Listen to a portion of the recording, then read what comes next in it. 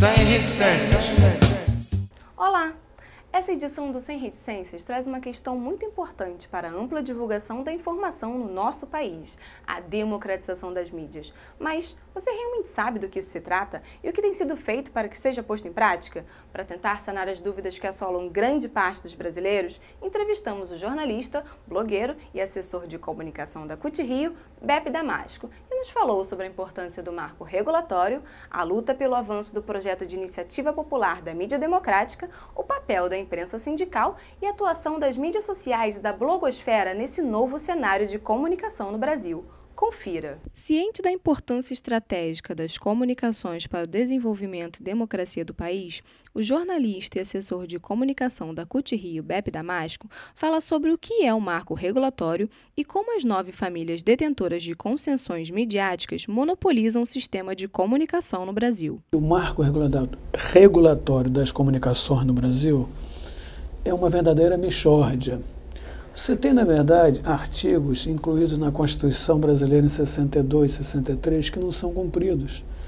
Artigo que prevêem, que estabelece, que cobram a criação do Conselho Nacional de Comunicação. Na verdade, alguns estados fazem isso, têm essas iniciativas e outros não.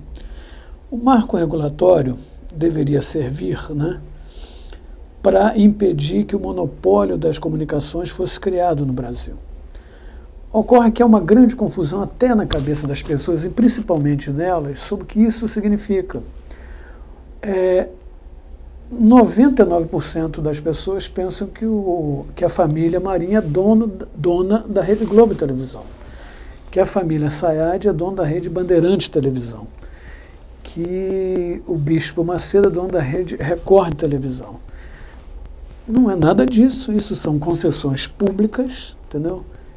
E que, como concessões públicas, o Estado teria que cobrar uma série de procedimentos voltados para incentivar a regionalidade das comunicações, a pluralidade das comunicações e respeitar o fato de que essa sociedade tem múltiplas visões sobre uma série de aspectos econômicos, políticos e sociais. Nada disso acontece, você tem, na verdade, 9 famílias que constituem um monopólio absurdo das comunicações no Brasil, na medida que elas controlam todas as plataformas de comunicação. Então você tem essas representações, têm força no Congresso Nacional e tem assim uma tendência nítida de interditar qualquer debate que aponte para a mudança desse cenário, desse quadro de monopólio. Além do monopólio realizado pelas grandes mídias, o jornalista aponta a desinformação da sociedade e a proliferação do tema de forma errônea pelos meios de comunicação como fator primordial pela repressão na difusão do marco regulatório no país. No último ano do governo do presidente Lula, o seu então secretário de comunicação, jornalista Franklin Martins, ele foi incumbido pelo presidente de formular um projeto que mudasse o marco regulatório das comunicações aqui no Brasil. O que fez o Franklin? O Franklin fez um périplo por 17 países na segunda metade de 2010.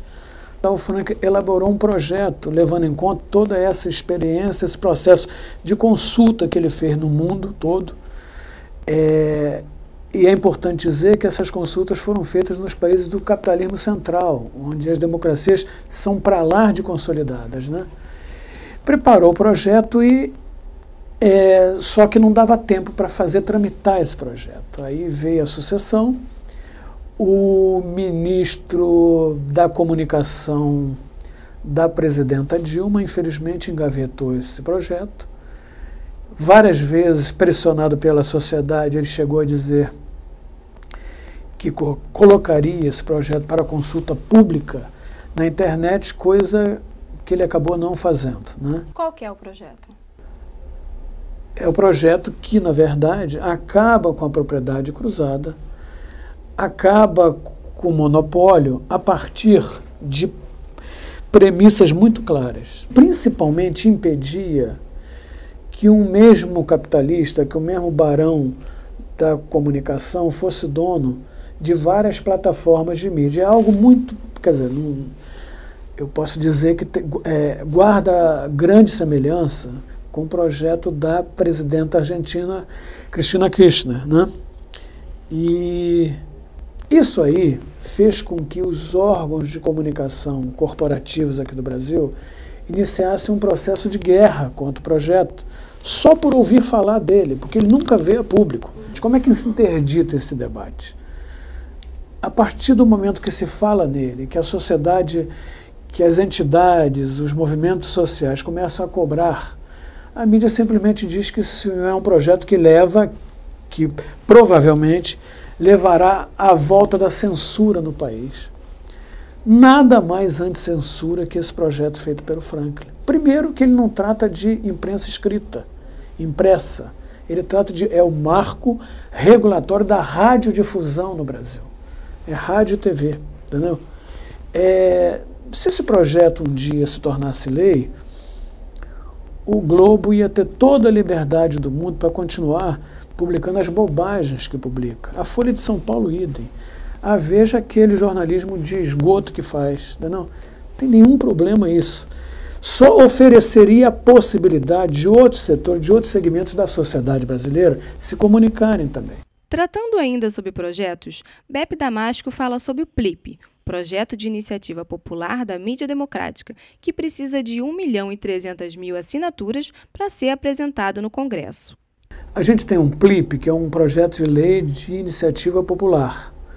O Congresso Nacional é absolutamente refratário a essa discussão, porque o Congresso Nacional reflete, na verdade, a posição dos grandes grupos econômicos, dos capitalistas e tal. E o Congresso Nacional tem se negado a sequer pautar essa discussão. A Constituição garante, né, que se você tiver 1.300.000 assinaturas, você pode levar à apreciação do Congresso Nacional um projeto de lei apoiado por essa multidão de pessoas e tal. O PLIP, que é o projeto de lei de iniciativa popular, vai nessa linha que eu te falei, de quebrar o monopólio a partir de algumas premissas básicas, tipo, você tem que levar em conta para se comunicar aspectos regionais, você tem que entender que a sociedade brasileira é uma sociedade extremamente complexa e que nela cabem, e é muito bom que caibam mesmo,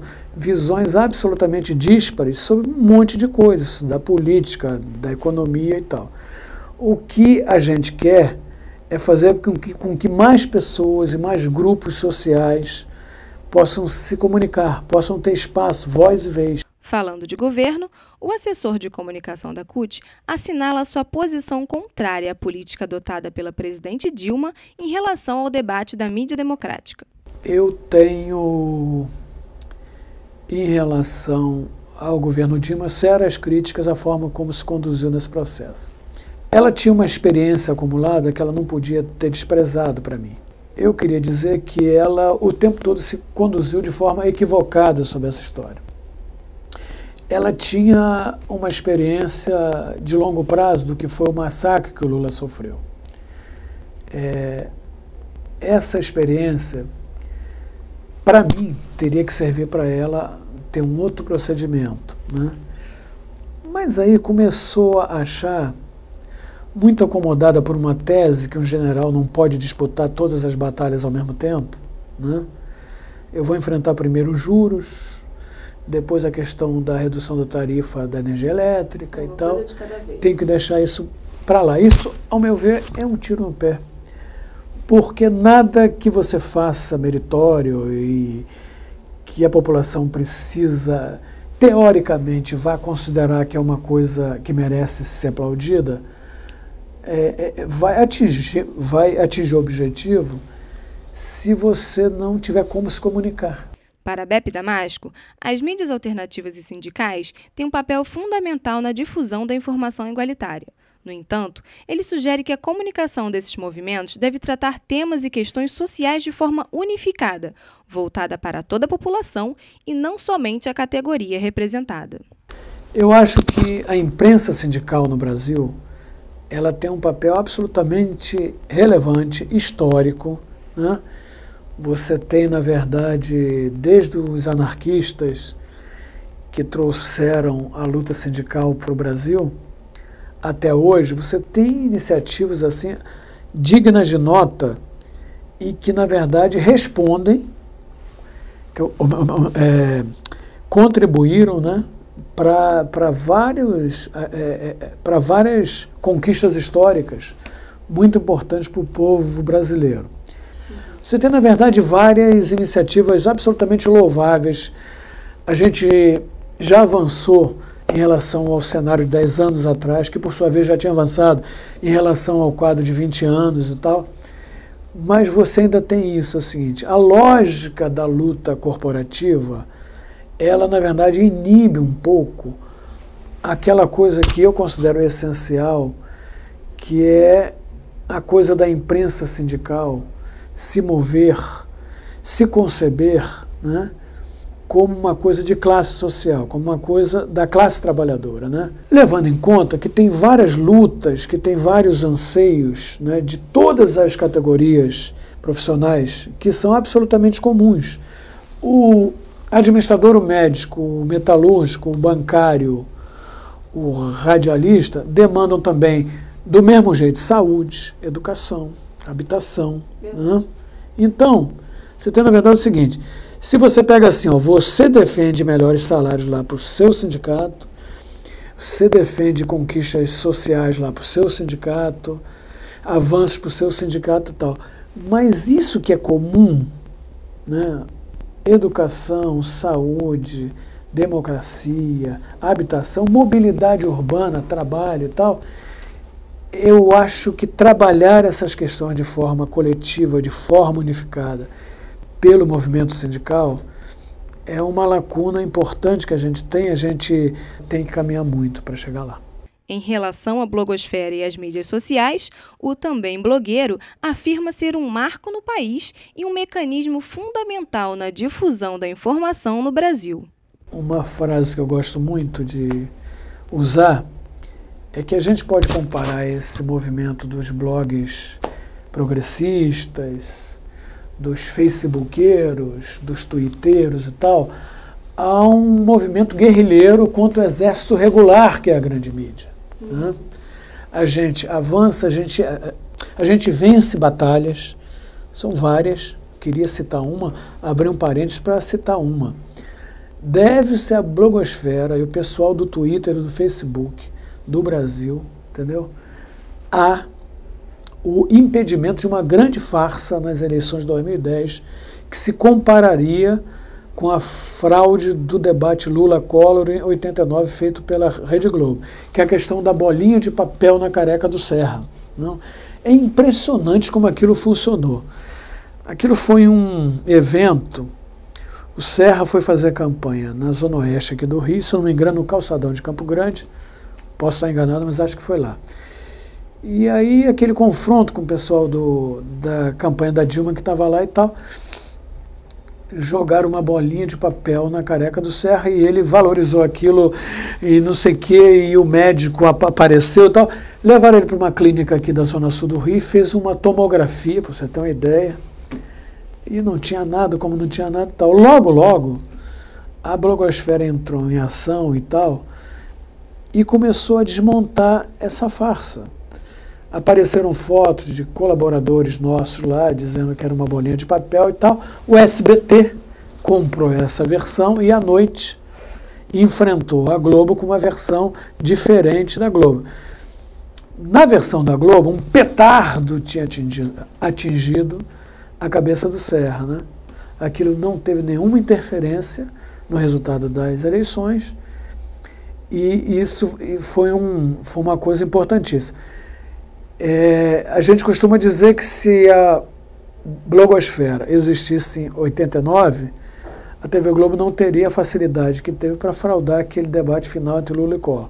Mas voltando aqui na coisa da guerrilha contra o exército regular, a gente só vai deixar de ser guerrilha e vai se constituir isso como força regular, de igual para igual com eles, com a democratização da mídia. Né? Eu acho que a gente avançou bem, mas só aponta para o seguinte, olha, isso é uma luta importantíssima, a gente ganhou várias batalhas, mas para ganhar a guerra contra o monopólio, só mudando a lei, né?